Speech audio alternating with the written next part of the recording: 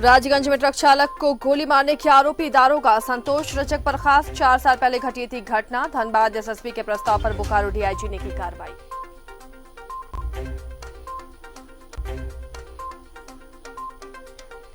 निरसा में शराबी व्यक्ति ने विरोध करने पर एक महिला की चाकू मारकर की हत्या। एक अन्य घायल। आक्रोशित लोगों ने की हत्यारे के घर तोड़फोड़ और लगाई आग।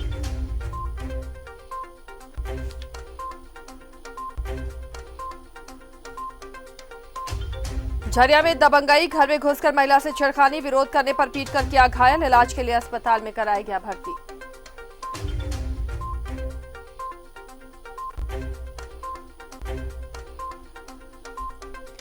धनबाद के एसएनएमएमसीएच में कोरोना वैक्सीनेशन के लिए ड्राई रन सफल। टीकाकरण के लिए किया गया मॉक ट्रेल।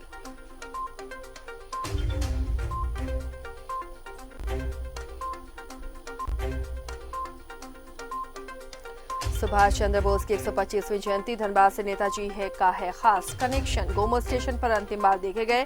जिले में कई कार्यक्रमों में दी गई उन्हें श्रद्धांजलि।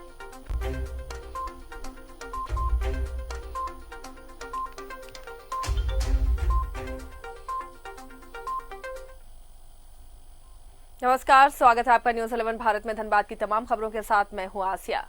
राजगंज में ट्रक चालक को गोली मारने के आरोपी दारोगा संतोष रजक को बर्खास्त कर दिया गया है। 4 साल पहले ये घटना घटी थी।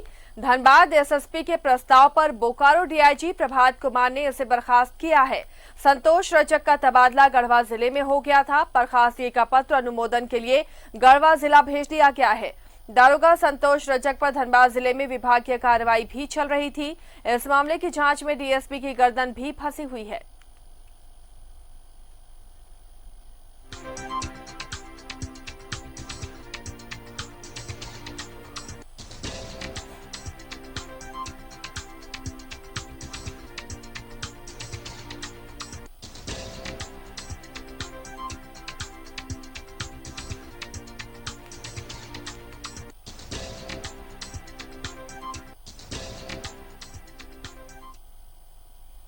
मैथन के रंगाडी गांव में शराब के नशे में एक शराबी व्यक्ति ने एक महिला पर धारदार हथियार से हमला कर दिया। एक व्यक्ति शराब के नशे में धो धोकर गांव में गाली गलौज कर बवाल कर रहा था। महिलाओं ने उसे हंगामा करने से मना किया। इस दौरान उसे धारदार हथियार से एक महिला की गर्दन पर वार कर दिया। इससे महिला की घटनास्थल पर मौत हो गई। वहीं दूसरी महिला घायल हो गई। घायल महिला को मैथन डीवीसी वीपी नियोगी अस्पताल ले जाया गया, जिसके बाद हत्यारे के घर पर आक्रोशित लोग पहुंचे। वहां जमकर तोड़फोड़ की और पूरे घर में आग लगा दी। घर का सारा सामान जलकर राख हो गया। इस मौके पर एसडीपीओ विजय कुमार भी पहुंचे। घटनास्थल पर पहुंचकर उन्होंने जांच शुरू की।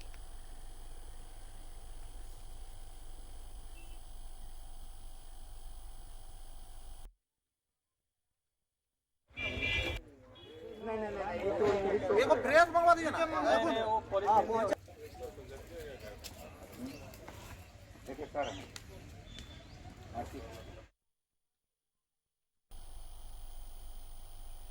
झरिया सुदामडी थाना क्षेत्र के सवालडी बस्ती की रहने वाली महिला कौशल्या देवी के घर में राघव राय नामक युवक ने बुरी नीयत से जबरन प्रवेश किया। महिला के शोर मचाने पर युवक ने महिला को मारकर घायल कर दिया। घायल महिला को स्थानीय लोगों ने इलाज के लिए धनबाद के एसएनएमएमसीएच में भर्ती कराया। पीड़ित महिला ने बताया कि बीती रात राघव नामक युवक ने घर में घुसकर दुष्कर्म करने का प्रयास किया था।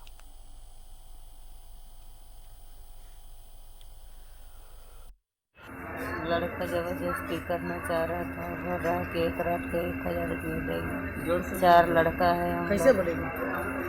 4 लड़का है हम लोग। नहीं देगी तो मार के बर्बाद कर देंगे। थाना से वारंट आया है। तो हम बोले ठीक है, थाना के वारंट दो, कहाँ है? तो बोलता रखा हुआ है घर में, बाकी तुम नहीं अभी इज्जत देगी तो मार के बर्बाद कर देंगे।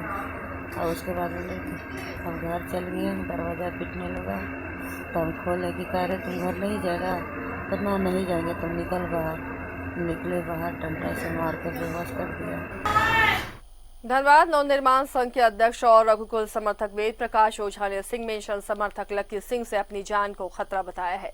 सिंदरी में प्रेस वार्ता कर उन्होंने कहा कि लक्की सिंह समर्थकों के द्वारा कार्यालय पर बीते रविवार को हमला किया गया था, जिसमें कई लोग घायल हुए थे। इस दौरान कई राउंड फायरिंग भी की गई। इस मामले में सिंदरी थाना क्षेत्र में लिखित शिकायत दी गई, लेकिन 17 लोगों में से मात्र 3 लोगों को ही गिरफ्तार किया गया है।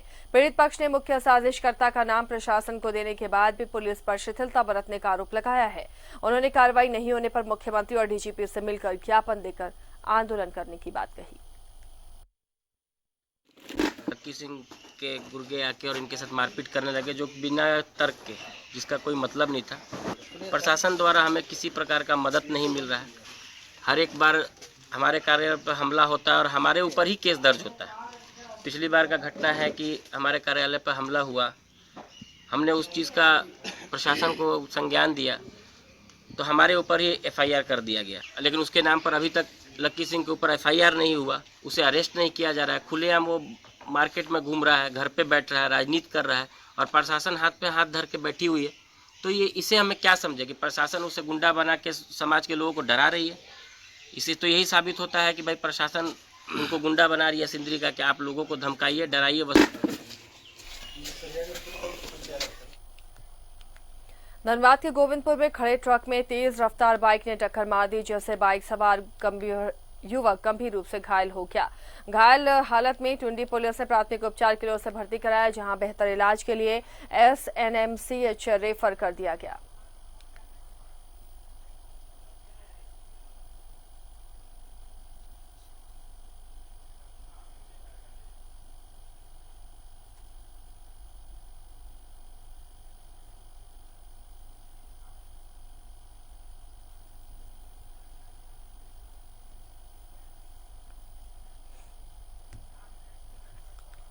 गोमिया में झारखंड बार काउंसिल रांची के सदस्य रिंकू भगत तेनुघाट अधिवक्ता संघ पहुंचकर अधिवक्ताओं से मिली, साथ ही उनकी समस्याओं को सुनकर जल्द निवारण की बात कही। इस दौरान फिजिकल कोर्ट पर भी चर्चा की। उन्होंने झारखंड सरकार से अधिवक्ताओं को जल्द टीका लगाए जाने की भी मांग की है।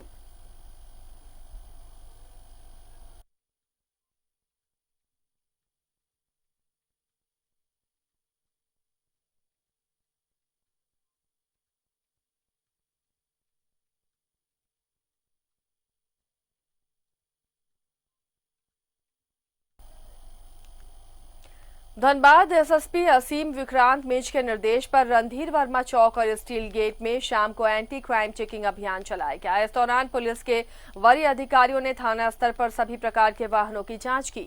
संदेह होने पर वाहनों के कागजात की भी जांच की गई। एंटी क्राइम चेकिंग के तहत अवैध हथियारों की बरामदगी को लेकर यह अभियान चलाया जा रहा है।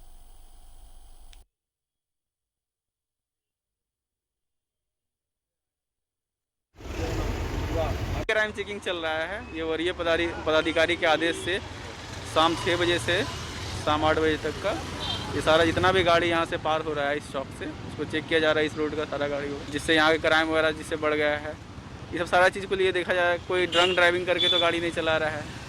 ये सब सारा चीज़ सीट बेल्ट वगैरह का चेकिंग किया जा रहा है। क्राइम चेकिंग चल रहा है।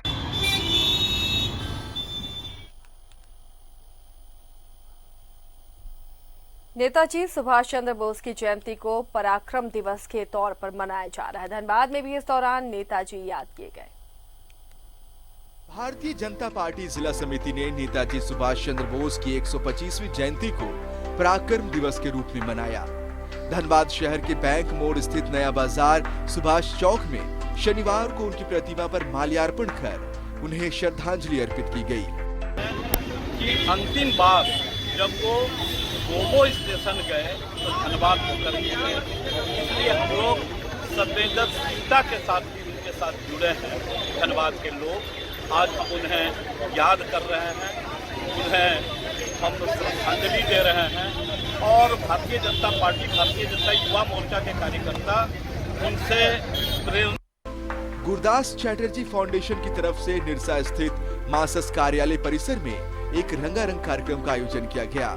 हर साल गुरदास चैटर्जी फाउंडेशन की तरफ से 26 जनवरी को रोड रेस के साथ कार्यक्रम कर बच्चों को प्रोत्साहित किया जाता है और इन्हें सम्मानित किया जाता है। शनिवार 23 जनवरी सुभाष चंद्र बोस की जयंती के अवसर पर इस कार्यक्रम का आयोजन किया गया।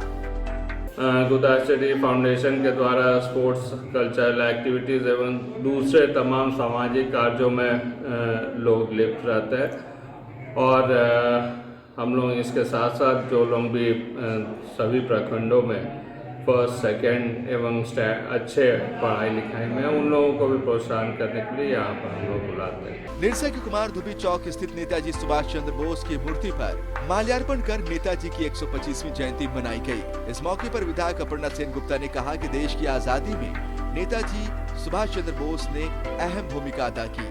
देश के प्रति, विकास के प्रति इनका सोच को थोड़ा सा मतलब अपना ले और इनका बताए हुए रास्ते में चले। अपने आप में भी देखिए कितना अपने आप को नसीब महसूस होगा और अच्छा महसूस होगा कि हम नेताजी तो नहीं बन सकते कभी। ये सूरज के सामने दिया जलाने का काम होगा नेताजी के विषय में। अगर हम ज्यादा बोले तो उतना हम नहीं बोल सकते, ना हम कर सकते हैं। देश नेताजी सुभाष चंद्र बोस की 125वीं जयंती मना रहा है। देश की आजादी में नेताजी सुभाष चंद्र बोस की भूमिका को लोग हमेशा याद रखेंगे। Bureau report, news 11 Bharat. Bharatiya Janata party Azad Hind फौज के संस्थापक नेताजी सुभाष चंद्र बोस का धनबाद से गहरा नाता रहा है। 1930 से 1941 के बीच कई बार नेताजी का धनबाद आना हुआ। यहां मजदूरों के बीच बैठकों के दौरान ही आजाद हिंद फौज की परिकल्पना की गई। जापान जाने के क्रम में नेताजी ने धनबाद के गोमो स्टेशन से दिल्ली के लिए ट्रेन पकड़ी थी। दिल्ली से काबुल गए और उसके बाद जापान। अगस्त 1945 से ही नेताजी लापता हो गए थे। अंतिम बार उनको गोमो रेल जंक्शन पर ही देखा गया था। नेताजी के सम्मान में रेल मंत्रालय ने साल 2009 में इस स्टेशन का नाम नेताजी सुभाष चंद्र बोस गोमो जंक्शन कर दिया। नेताजी का धनबाद से पारिवारिक रिश्ता भी था। यहाँ उनके चाचा अशोक बोस केमिकल इंजीनियर थे। 16 जनवरी 1941 को जब नेताजी जियाउद्दीन पठान के वेश में अंग्रेजों की नजरबंदी से कोलकाता से भाग निकले तो सीधे धनबाद बरारी में अपने चाचा अशोक बोस के यहाँ गए। नेताजी दिन भर यहीं रहे। यहाँ से कार से तोपचांची चले गए। तोपचांची से दूसरी कार पर सवार होकर गोमो स्टेशन गए। वहाँ से ट्रेन से दिल्ली निकल गए। यहाँ पर उनके भतीजा, बड़ा भतीजा स्वर्गीय अशोक बोस रहते थे। बगल में यहाँ से कुछ दूरी पर बरारी को कारखाना है। उसमें ईस्ट इंडिया कोल कंपनी का कारखाना था। बरारी को वर्ष नाम था। आज तो कारखाना बंद है। उस कारखाना में वो केमिकल इंजीनियर थे। उनका ये आवास था। यहाँ पर नेताजी आए और छद्म भेष में आए। जियाउद्दीन पठान LIC एजेंट जबलपुर के रूप में आए। नेताजी सुभाष चंद्र बोस गोमो से गाड़ी पकड़कर स्वतंत्रता आंदोलन के लिए गए थे, जिसमें उनका योगदान बहुत ही अहम था। और इसलिए गोमो स्टेशन से चूँकि अंतिम बार था, उसके बाद नेताजी फिर कभी गोमो आए नहीं, कभी देखे नहीं गए। इसलिए उसका रेलवे ने नाम बदलकर नेताजी सुभाष चंद्र बोस गोमो जंक्शन किया। 17 जनवरी सन 1941 की रात कार से नेताजी अपने भतीजे डॉक्टर शिशिर बोस के साथ धनबाद के गोमो स्टेशन पहुंचे। अंग्रेजी फौजों और जासूसों से नजर बचाकर गोमो हटिया ताड़ के घने जंगल में नेताजी छिपे रहे। 18 जनवरी 1941 की रात दोनों साथियों ने इसी गोमो स्टेशन से उनको कालका मेल से दिल्ली रवाना किया था। धनबाद में साल 1930 में देश की पहली रजिस्टर्ड मजदूर union coal miners Tata colliery मजदूर संगठन की स्थापना की गई थी। नेताजी स्वयं इसके अध्यक्ष थे। मजदूरों को संगठित कर उनके हक की लड़ाई के दौरान ही नेताजी ने आजाद हिंद फौज गठन का खाका तैयार कर लिया था।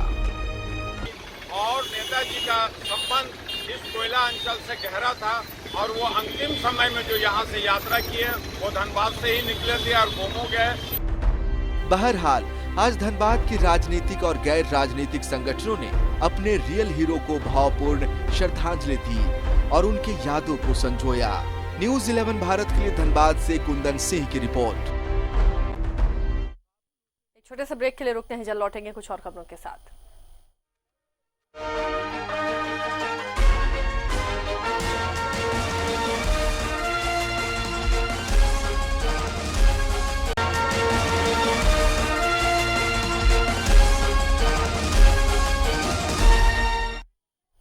ब्रेक के बाद बढ़ते हैं आगे। नेताजी सुभाष चंद्र बोस की 125वीं जयंती पर कोयलांचल ने अपने प्रिय नेता को याद किया। इस दौरान कई संगठनों ने उनकी प्रतिमाओं और तस्वीरों पर माल्यार्पण कर उन्हें श्रद्धांजलि दी।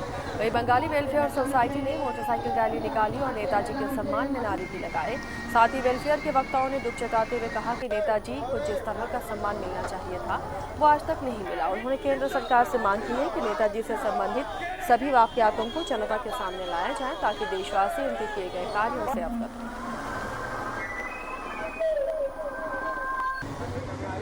नेताजी सुभाष चंद्र बोस के 125वां जन्म दिवस है। नेताजी सुभाष चंद्र बोस के बारे में हम बोलने के लायक भी आदमी नहीं है। वो ऐसे शख्स है जिसके बदौलत आज हम आज़ाद खड़े हैं। लेकिन ये हमारे दुर्भाग्य है कि हमारे देश में आज तक उन्हें जो सम्मान मिलना चाहिए था आज नहीं मिला। आज तक उनका फाइल्स ओपन नहीं हुआ जो होना चाहिए था।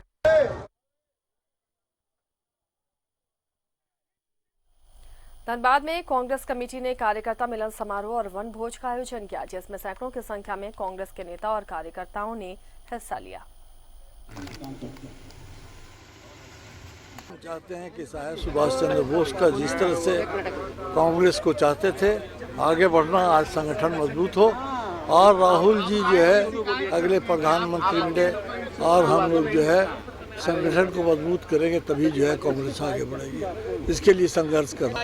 मोदी जी से मांग करते हैं खासकर कि आप जिस तरह से सरदार वल्लभ भाई पटेल का इतना बड़ा आदमकद वहाँ स्टैचू लगाए हैं, उसी तरह से तोपचांची में नेताजी सुभाष चंद्र बोस का भी आदमकद स्टैचू लगना चाहिए, ताकि ये दुनिया को मालूम हो को नेताजी इसी जगह में आखिरी बार देखे गए थे और इसे 2 साल के अंदर केंद्र सरकार को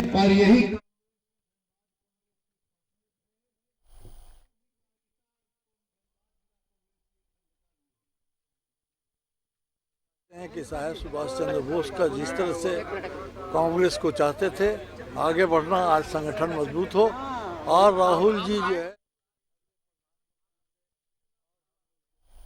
बागमारा के लेढ़ी ढूमर में नेताजी की जयंती पर पूना महतो सेवा संस्थान ने दिवंगत पत्रकार मोहम्मद जहीरुद्दीन और अमर चक्रवर्ती की स्मृति पर मुख्य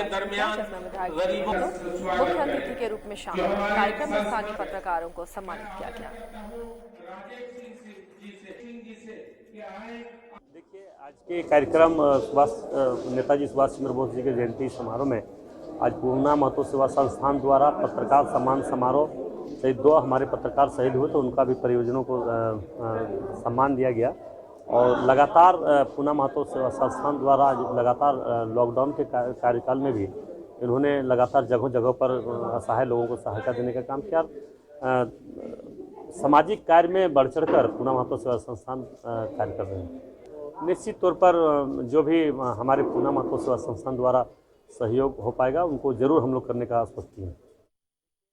धनबाद के SNMMCH में कोरोना वैक्सीनेशन के लिए ड्राई रन सफलतापूर्वक पूरा कर लिया गया। इस दौरान वैक्सीनेशन के लिए मॉक ड्रिल किया गया। वहीं सदर अस्पताल के चिकित्सक डॉक्टर विकास राणा ने बताया कि टीका लगने के बाद भी कोविड-19 का नियम का पालन करना जरूरी है। साथ ही कहा कि एक व्यक्ति को वैक्सीन का डोज 2 बार दिया जाएगा।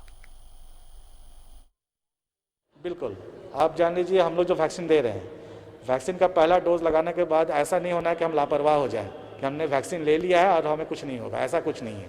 आपको मास्क, सैनिटाइजर और सोशल डिस्टेंस मेंटेन करना है। 28वां दिन सेकेंड डोज पड़ेगा, उसके बाद भी आपको मास्क, सैनिटाइजर और हैंड वॉश प्रॉपर्ली करना है और सोशल डिस्टेंस ज़रूर मेंटेन करना है। भीड़ भाड़ इलाके में जहाँ भी जाइए मास्क का यूज़ ज़रूर कीजिए। वैक्सीन का शेड्यूल है हम लोगों का मंडे से, वो सुबह 9 बजे से 5 बजे तक चलेगा। वो वैक्सीनेशन एज पर शेड्यूल है, इसमें कोई लेट नहीं हुआ है। आज हम लोगों का ड्राई रन था जो कि सफल।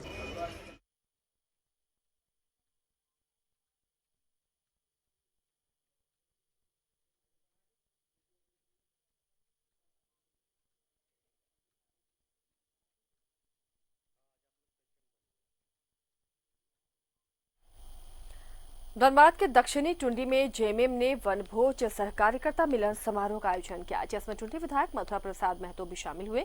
वहीं उन्होंने कार्यकर्ताओं के बीच 4 फरवरी को स्थापना दिवस की तैयारी को लेकर भी चर्चा की।